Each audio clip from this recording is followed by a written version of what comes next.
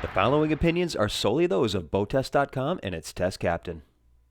Hi, Captain Steve for BoatTEST.com, and today I'm on the Maritimo M48.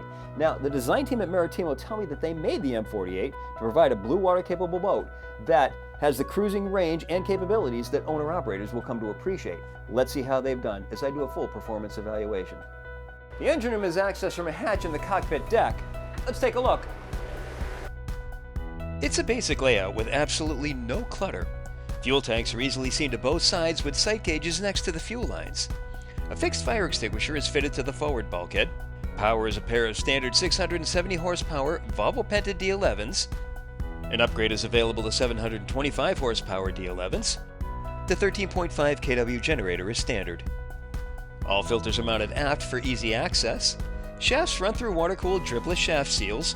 And we're happy to see that the entire compartment is well ventilated with air drawn from vents protected from salt spray by the outer bulwarks.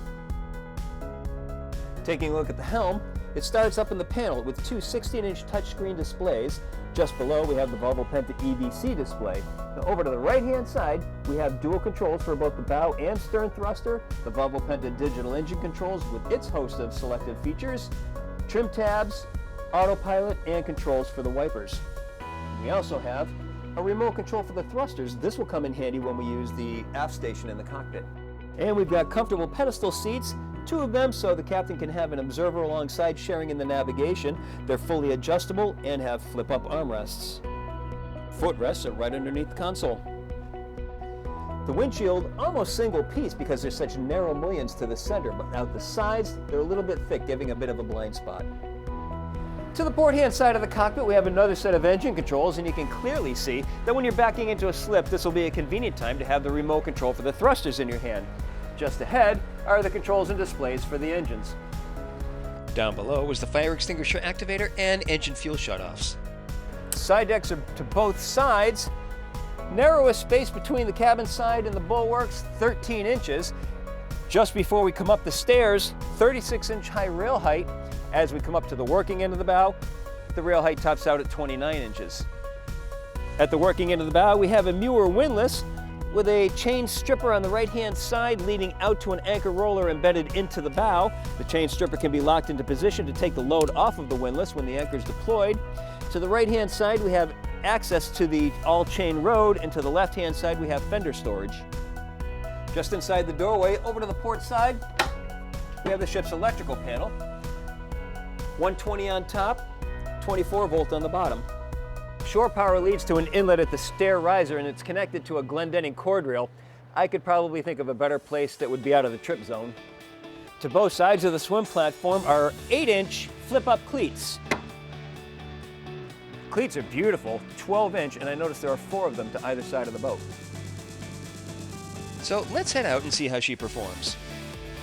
With the twin 670 horsepower D11s doing the heavy work, we reached a top speed of 30.7 knots at 2,500 RPM. At that speed, the fuel burn came in at 69 gallons per hour, giving us a range of nearly 339 nautical miles. Best cruise came in at 1750 RPM and 17.8 knots.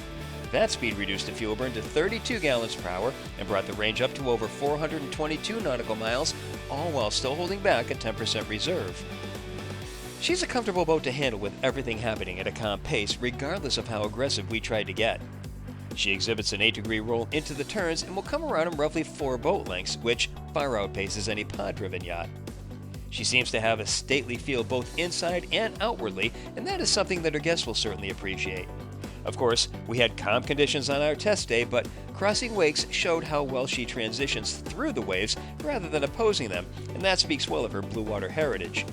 Her narrow entry and generous flair serve her well in this regard, as does her high 5-foot 5-inch freeboard aft and 6-foot 8-inch freeboard forward. And as expected, when returning to the dock, the combination of the cockpit engine controls and the handheld thruster remote made short work of driving her right up to the slip and indeed backing her right into position with the precision that owners of a boat in this class demand.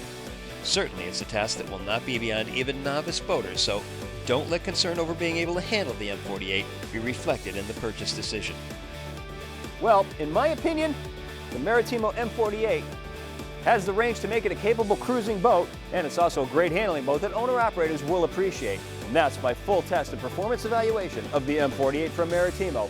For BoatTEST.com, I'm Captain Steve. We'll see you on the water.